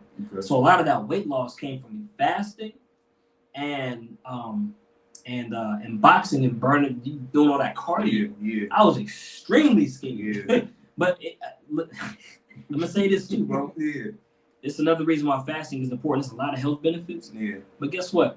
When you fast long enough, an apple sounds really delicious. Really? Think about that. When you constantly eating all day, I'm gonna get a burger. I'm gonna go get some chips. I got a taste for this. I got a taste for that. I got a taste for some pizza. Yeah. When you fasting, that apple look mighty nice. Wow. Trail mix will do. Yeah. So it helped me to change my diet as well. Yeah. You know what I mean? Yeah. Yeah, bro. That's deep. Mm-hmm. That's deep. Wow. Mm-hmm. Okay, so if you look at it, I like how you looked at it from that way. Mm-hmm. That's pretty dope. All right. Your top 5 movies. Do you watch movies? You don't watch movies? Bro, I don't. If you did watch movies, what would you watch? Not even a top 5, but what would you watch? I like real life stories, like not documentaries, but like real stories, like the Will Smith Ali movie type. Yeah, facts. Like the Jamie Foxx Rays. Yeah, stuff like that. I like stuff that like actually happens, so that like I can take something from it and apply it to my life. Yeah. I got you. Set up a little Marvel joint. Yeah, I like Marvel too. I ain't gonna lie, man. Marvel been killing it, man. But you know, I think they had at a standstill season because everybody them retired or something. Yeah, like that. but then they came back because they was waiting for big money. So everybody just like re-signed. Really? Yeah. Yeah, I think the next one, Iron Man wasn't even supposed to be in it, and they finally gave him the bag, so he gonna be in the next one. Yeah, they gave him a big bag too. Man, I ain't gonna lie, Avengers, Marvel, man, like that had to be like the last like binge watch type thing that I was into. Yeah. You didn't watch that Bad Boys 4 then? Oh, I did. Bruh. I seen it twice. Bruh, I seen it 3 times. Really? Bruh. And Mike will see it again today. Come on, bro. Bro, we ain't doing nothing. What time the movie start? Let's go. No, I mean like You're right. That movie's so good. We gotta go, man. Movie about to start. Yeah, that movie's so good, bro. Facts, bro. That movie's so good, bro. It was really good, and it's funny. I think I liked it because I'm realizing this as I'm saying this to you. I like to watch things that applies to real life. Yeah. So even though it's an action movie and whatnot, you know, what came up was mental health. Mm-hmm. Yeah, big. I don't want to like. Big, if you ain't seen Bad Boys, I ain't gonna spoil it. Oh, that was big. You know what I'm saying? That like, was big. You got this tough guy. Yeah. With a certain image to uphold. Yep. Struggling with the mental condition. Yeah. Didn't even know it. Because he's been on the go for so long. All the time, bro. So just that alone, as great as the movie was, I like how they centered around that because we, again, man, as men, especially as black men, yes, indeed, we don't take a lot of time to dive into that part of our health. Yes, indeed. You feel me? So yeah, Bad Boys 4. Shout out to Will Smith and Marlon Wayans. Man, they went crazy. Shout out to Reggie. That's what I'll be saying. Shout out to that boy Reggie. Who is Reggie? You don't know who Reggie is? No. Come on, bro. You seen Bad Boys 4. You ain't know who Reggie is? Reggie. Oh yeah, Reggie. I forgot, bro. I was about to say, killing, bro. He went crazy when the cats came up in the house. Yeah, bro. I don't want to tell you. Yeah, wait, bro. Dang, boy. Don't see Bad Boys 4. Bro, he went, bro. Shout out to Reggie, flat out. So, okay, as far as this health kick, tell me what your favorite food was back in the day compared to what your favorite food is now. Woo. Yeah. Good question. What was my favorite food? Like back in the day. Like before I was like pescatarian. I'm pescatarian, by the way. Yeah, no, I'm talking about like 16, 17, 18, 19, like back then compared to what it is now. Because a lot of people, when they were younger, all they ate, and even when they got to 20 to 30, all they ate was junk. But when was it that switch to be like, you know what I'm saying? Like, no, I gotta stop eating that. I gotta, you know what I mean? Like, I'm at the cookout. I see sausages, hot dogs, ribs, everything, and I'm just like, nah, man, y'all ain't got no broccoli. Y'all ain't got no, you know what I'm saying? Like, yeah. What was your favorite food back then compared to what is it now? I kid you not, bro. My favorite food, like forever, has been pizza. Everybody been a pizza dude. You know what I'm saying? Like, I just really like pizza. And my favorite food today, pizza. Really? I love pizza, man. I had some pizza last night. So how do you eat it based off? How do you eat it, bro? I like pizza. So okay. So is it just like in moderation? Because I know you don't eat pizza and stuff every day. No. So is it like moderation, or when you when you feel the need to eat a pizza or something, or are you putting? What are you putting? What kind of pizza? All cheese only? What is? Yeah, man. Like I'll just get like a cheese pizza, bro.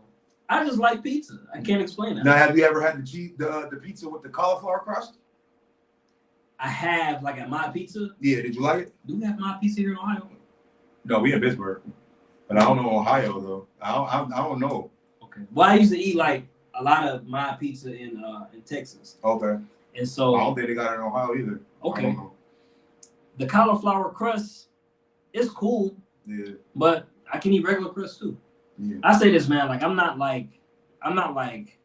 strict. Like I'm gonna still enjoy my life. You know what I'm saying? Like, I like to eat pizza, man. Yeah. I just don't put meat on it. Yeah. You know what I mean? How long have you not Eating meat. It's been like when I first moved to Houston, bro. Like that's when it started. That's the hardest. Like they food probably smell amazing down there. Man, To not even eat meat, and they probably known for it. By the way, man, as we're having this segment of the conversation, let me just say for everybody watching, pause. Right? Oh yeah, yeah. Pause. The biggest pause of all Pause. time. Let me just get it out of the way. My bad, bro. My bad. Pause the video. Yeah, just stop it for a second. Man. Oh my god, bro, that's crazy. But anyway, so when I moved to Houston, bro, I never said this to anybody, man, but I always have like this third eye or like this subconscious thought that I keep to myself. One of the things that I thought to myself in Houston was like, man, it is so many big people here. Yeah. I will not. Yeah, I refuse. I will not. I refuse. Yeah. Right. Now, not eating meat wasn't like I didn't drop pounds. Yeah. But I felt different. Okay. I felt I see my skin was getting more clear. I had a little bit more energy. Yeah. And like I said, bro, I'm just like, man, I'm not about to be at the Rib Shack every day. Yeah. Just like gaining pounds. Like I'm just not gonna do it, bro. Man, you know? Bro. Yeah. You ever been in a season where you just reading the labels on the back of the food? I'm there now. You there now? Yeah. Really? It took me a while, bro. Yeah. Yeah. Cause you think like, you know, I was vegan for a hot minute too. You think that because something is vegan that it's healthy? Yeah. No. You know, Oreos are vegan. Yeah. You know that? Yeah. Because there's no meat. Right. Some of the stuff that we substitute is more unhealthy than having the real thing. Bro. Yeah. So I eat labels. I mean, I read labels now. Yeah. Vegan is crazy because I know fat vegans. I told you, bro. Just because you don't eat meat don't mean you're gonna drop pounds. Yeah, you got because you're eating potatoes and all of that stuff, starching up, and you just loading up, and you just like, oh yeah, well there's no meat. I'm like, what does that mean, bro? I feel like you can gain more weight. Yeah, being vegan. Listen, this is my vegans, right? And I say this from experience. If you're gonna be vegan, you actually have to eat intentionally. That's true. You actually have to say to yourself, I'm eating a salad. Yeah. If you start eating substitute this and plant-based this and Lay's chips are all potatoes. Yeah, that's it. Cheese, not cheese pizza, but I'm eating plant-based cheese and plant-based sausage on my pizza. Yeah. Man, that probably got more carbs and fats than sodiums and all of that. Sodium. Bro. Yeah, bro. Like you gotta be intentional. That'll trick you, bro. That's a tough one. Mm-hmm. That's a tough one, man. Big facts. Man, okay. What made you start the Rell Riley podcast, or what's it called? It's been Rell podcast. Okay, so I got to give you like somewhat of the whole backstory. Okay. So I was ordained as a pastor at my church here in Ohio. Okay. 2013. Been preaching ever since. Then when I moved to Texas, the preaching turned into Facebook Live. So Facebook Live was like really big, like 2018ish. Yeah. And so that was how I preached. I still kept it going. I was preaching on Facebook Live. Yeah. And I just remember this one day, bro. This one day. You probably remember this. I was like, I don't feel like getting dressed.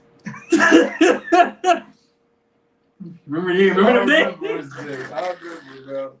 I remember. I was like, I don't feel like getting dressed. I remember. I don't feel like recording. I don't feel like sounding super. Yeah. Hey, amen, everybody. Like, I just want to like talk. Yeah. Matter of fact, I'm gonna just record it on my phone and post it. Yeah. That was the first episode of the podcast. And that thing took off. And it just took off. Yeah. Took off. It took off. This is before the podcast wave. Yeah. Yeah. Yeah. Shout out to Gabby if you watching in the Pretty Social podcast, because it was Gabby who got me into how to upload a podcast and how to where I found out how to like export the audio and upload it. Like bro. Like shout out to Gabby. Shout out to y'all. Shout out to Gabby. I'm gonna touch on this for a hot pause. Wow. See, now we already covered under the pause. Right, we already here. We already here, but I'm gonna speak on this for a hot second, and I'm gonna hop in and out. The live outlet. Yes.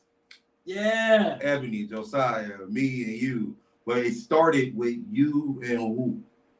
And how did it start? Oh man. Really, the live. I'm gonna tell you how it started, bro. It started on the Instagram Live. Yeah, off of IG Live. It was Instagram Live. Yeah, you just went on. Yeah. And it just kind of happened. Like nothing was planned, and it always started like this. I go live, then Josiah be on first. Josiah will hop right on there, first. yeah. And we'll face share, we dual screen, however you say it, Mm-hmm. and then Ebony will pop in, Mm-hmm. and then you'll pop in, Mm-hmm. and we'll just have dope conversations. Mm-hmm. And because we all saved, God always Mm-hmm. was Showed up in the every midst time. of the conversation, and it Every always time. turned into a great conversation, Mm-hmm. and it just became a thing, man. Like, and as far as you know what, it's the same thing. Like the way the podcast started, the same way that Live Outlet started, because the Instagram Live turned into the Live Outlet. Yeah. But what happened was, at least what I from my own, I can only speak for myself. Uh-huh.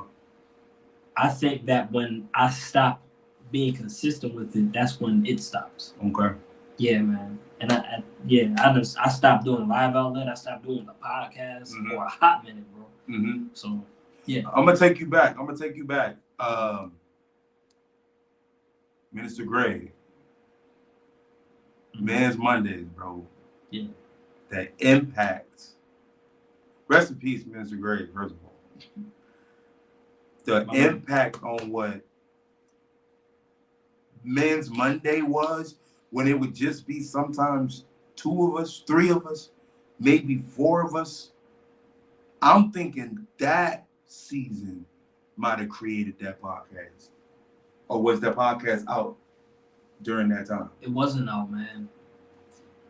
You know what? Because we was like, yo, we need to bring that back. Somehow it was here, then no, we need to bring that back. Or then, oh, we're gonna try it a different way, or you're gonna try it a different way. And I think that's where the podcast stuff came from. That Men's Monday, bro. It was hitting, bro. But you know what I think? Thinking back on that, I think like the Men's Monday was like a foreshadow of what the Instagram Lives became. Yeah, that's what I meant. You know what I mean? That's Like, what I meant. like, Yep. yeah. Okay, Yep, so that's what I you meant. meant. Like, yeah, I think Yeah. that's what it was, bro. Because it's always a need of fellowship, Yeah, bro. and that is what the Bible means when it says, "Forsake not the assembly of the brethren." Yeah.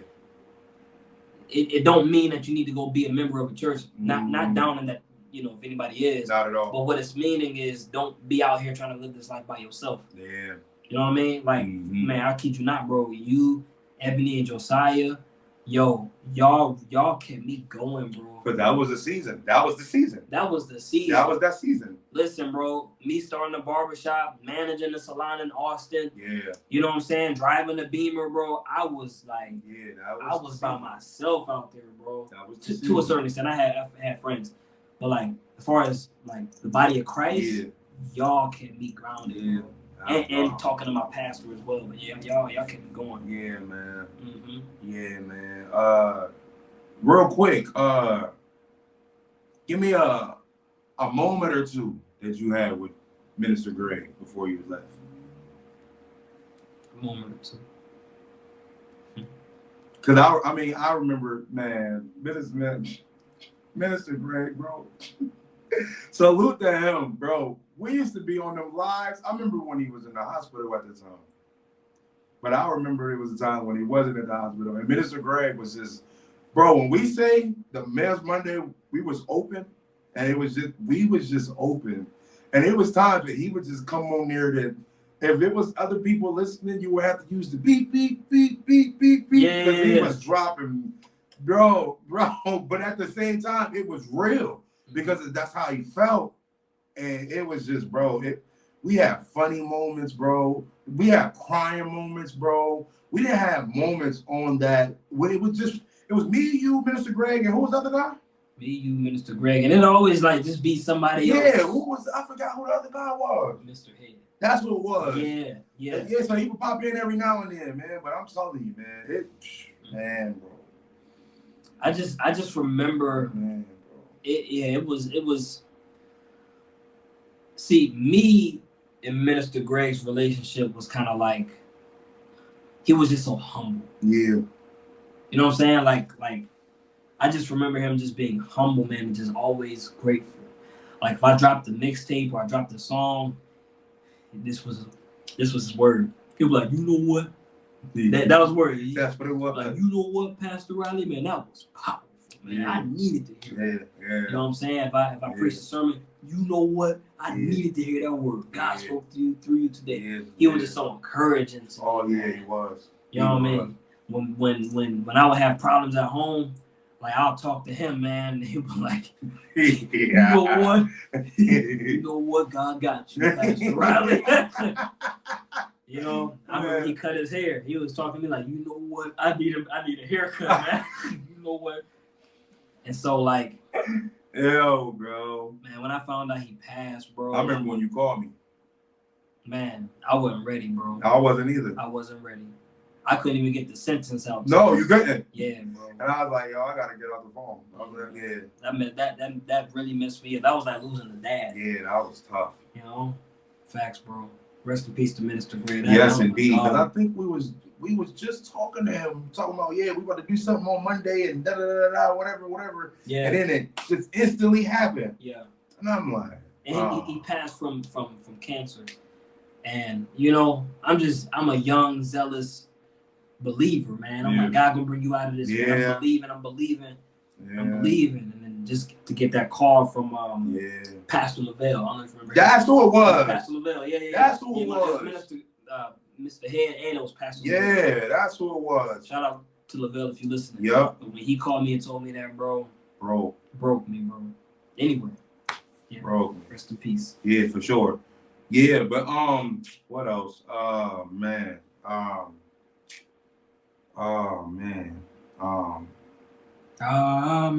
Right. Yeah, bro. Man. I'm trying to think. Let me think. I think that I don't have anything else wrote down, man, because we just flowing. I know it's all in the fridge and everything. It's all good, bro. I think we might even have to go to the store to get something. We might be done. You don't want to trust this tap water. It's like Detroit out here in the streets. Yo, Flint, Michigan. You don't want no smoke. Hey, speaking of, what we doing after this podcast? Trying to go to the club? No, I ain't going to no club. Come on, man. We got to step outside. Listen to him, man. Come on, man. Listen to him.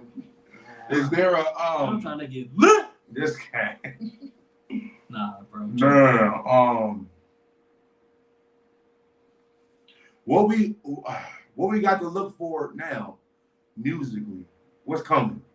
Okay. And this fall, mm-hmm. I don't know if I talked about this. My first time mentioning this publicly. This fall, I'm dropping my project called Rell. Yeah, this is the one. This is the one. This is the one. I'm excited about this project because a lot of it, I said like half of it, I recorded it in Houston. Mm-hmm. I'm excited for y'all to hear this, man. I say this. I think like this project is like my official statement that I am not a Christian rapper. Not taking nothing against CHH or anybody who does Christian rap. Right. But like this is my first time like really getting into like my vulnerable side and like actually talking, bro. Mm-hmm. I'm talking about backsliding.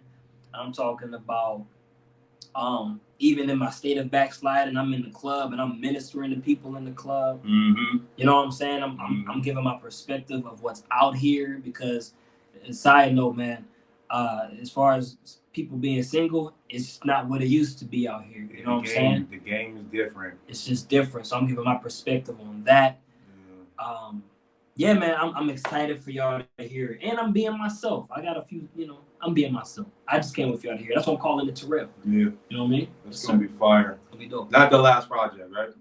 The last project? Is that not it's not the last project. This is not a retirement joint. This is not Oh, this is definitely the last project. Okay. This year. Man, listen, I kid you not, bro. Music now for me is something that I just love to do. Yeah. I'm never in the place now. I'm never in a place where I gotta drop something. Right. The fans are waiting. Yeah. No. Yeah. I make music in my sleep, bro. Yeah. I love this, bro. Yeah. Whatever I come up with, whatever group of songs I make, you gonna hear it when I'm ready to drop it. Yeah. Facts. Mm-hmm. That's fire. That's fire. Yeah. Black Friday 3.0. What we doing with that? Is that a thing? Do y'all even know what that is? Do y'all know what Black Friday 1 They're not ready for or Black Friday. 2.0? They're not ready for Black Friday. Because Black Friday 1 was a classic. Hard to beat. Yeah, sure. bro. Yeah. Hard to beat. And Black Friday 2 was dope. Yeah. I ain't gonna lie, lyrically, it's probably even better. Yeah. But the first one was so classic. The first one was classic. The classic. So to know, not even because of where we at in the music game now, the funness of creating Black Friday 3 will probably surpass both. You think so? I think so. Just because of where we at. It's real reality. Well, we was talking about real reality stuff back then, but it was more holy rollers type deal. Yeah, that was Christian rap. You know what I'm saying? For that real. was Christian rap. Compared to like things that we've been through, your season, my season, and all that stuff, to be able to put that together and just be like, yo, I just want to rap. Don't give me no title. Don't give me no nothing. Yeah. Hit the booth and let's go. Yeah. You know what I'm saying? And whatever comes out is whatever comes out. I don't know how Black Friday 3.0 would be, but it would be a dangerous project. I'll tell you that. Let me ask you something. What's up? Because of where we are today in music, Yeah. would you want to approach it the classic way, like on some dedication Wayne type stuff, or are you trying to do a project? I think Excuse me. Because in my mind, that's probably like the biggest question that I would have as far as it being consumed. Yeah. Will people respect what we doing? Yeah. Because, you know. If we do an album, it would be called Black Friday, the album. It wouldn't be 3.0. Facts. It'd just be Black Friday. Black Friday or Friday. Or Friday. Yeah, something. Like, it'd be an album. Yeah, it would be an album. But if it's a Black Friday 3.0, oh yeah, we just turn the beat on. Just like what we just did with Noah and then just go. And I was about to say, I think on this one, bro, if we do an album, we gotta invite like how can I say this, bro? Like my cousin Noah, like he's up and coming. Yeah. I don't know if he gonna like run with it. Yeah. But as far as with me, he like the baby king of real. Yeah. Yeah. You know what I'm saying? Got you. You know, and so like I feel like this would be like a good way to to let the people know that we still tapped in even with the new generation. Uh-huh. Yeah, bro. It would be dope. Feel me? If there's one person that I would want on this Black Friday 3.0 or the album, and I hope you listening, Boo. He would have to be on a couple joints. You feel me? And that's what I'm saying, bro. We gotta get like my good night. We gotta get the acting here, bro. Yeah. I mean, Fan, of course, gonna be on that joint. You feel me? Of course. Fan, that's the thing. Now, okay, I just threw a group text. I see something in the group text. We all don't be reading our group text. I noticed. Trail, you don't be hitting us up. Fan, you be hitting us up every now and then. And sometimes we don't even be responding.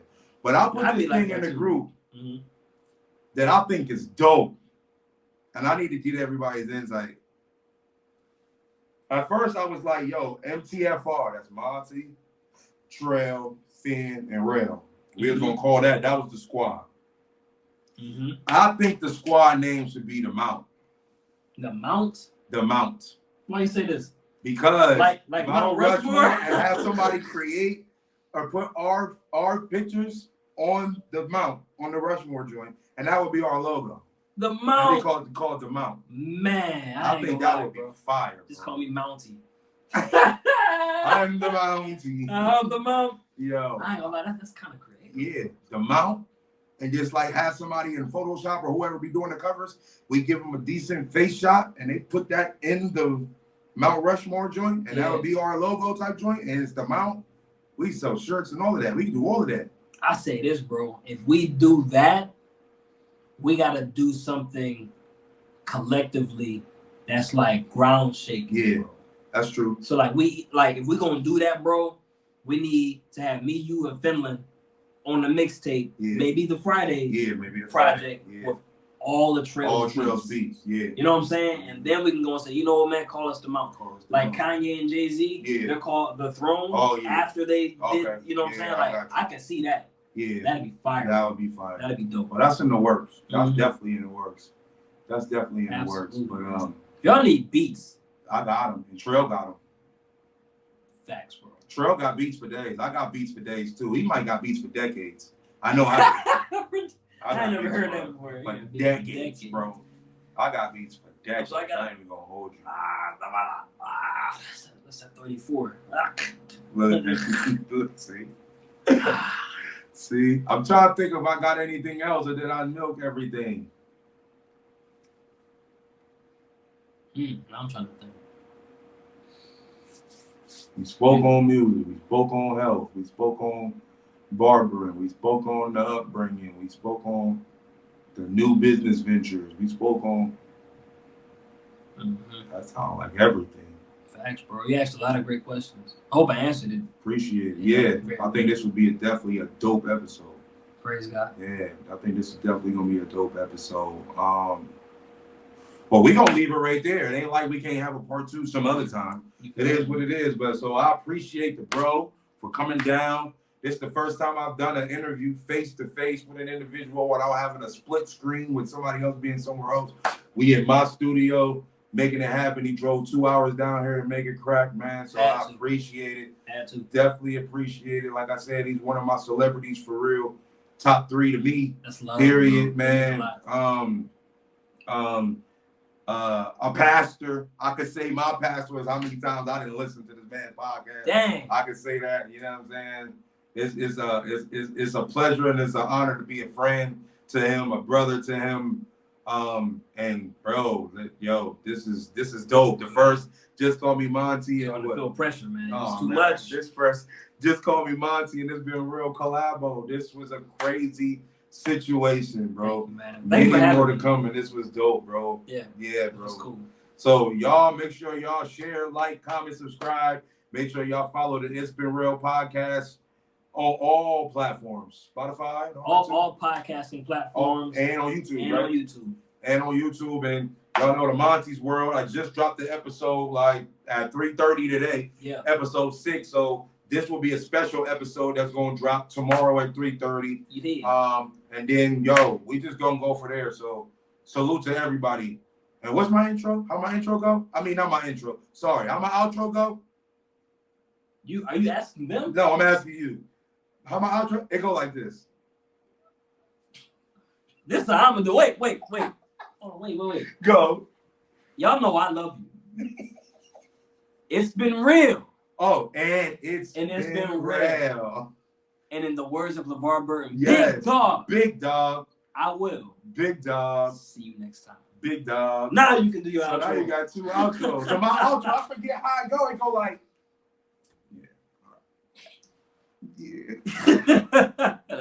Fame that's not okay, so I'm trying to change the game up slow. Pitch, shout out to Load of Lux and Rum Nitty. 2-1, that's no nitty. Lux 1, that's no biggie. Used to it, he blew through it, that's no diddy. You can hate, but you silly. I push the Ranger, Blue Billy. I'm out of here, it's quite clear. It's my day, it's my time, let's get it. Go ahead, tear the club up. It's my day, it's my time, let's get it. Go ahead, tear the club up. It's my day and my time, it's my day and my time, it's my day and my time, let's get it. Go ahead, tear the club up. It's my day and my time, let's get it. Go ahead, tear the club up. It's my day and my time, let's get it. Go ahead, tear the club up. It's my day and my time, it's my day and my time, it's my day and my time, let's get it. Go ahead, tear the club up. It's my day and my time, let's get it. Go ahead, tear the club up. It's my day and my time, let's get it. Go ahead, tear the club up. It's my day and my time, it's my day and my time, it's my day and my time, let's get it. Go ahead, tear the club up. It's my day and my time, let's get it. Go ahead, tear the club It's up. my day and my time, let's get it. Go ahead, tear the club up. It's my day and my time, it's my day and my time, it's my day and my time, 'cause I shine, you not blind.